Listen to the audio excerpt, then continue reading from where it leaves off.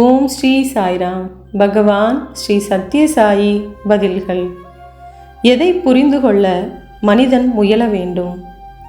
எல்லா பொறிகளையும் இயக்கும் தெய்வீக தத்துவத்தை புரிந்து கொள்ள மனிதன் முயல வேண்டும். இந்த பிரபஞ்சமே பிரம்மத்தின் வடிவம்தான் என்பதில் முழுமையான நம்பிக்கை கொள்ள வேண்டும்.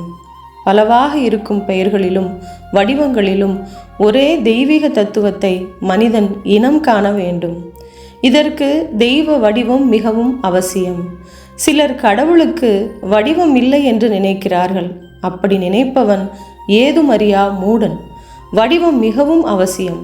பாலோ நீரோ பாயசமோ குடிக்க விரும்பினால் ஒரு டம்ளர் அல்லது ஒரு குவளை தேவை.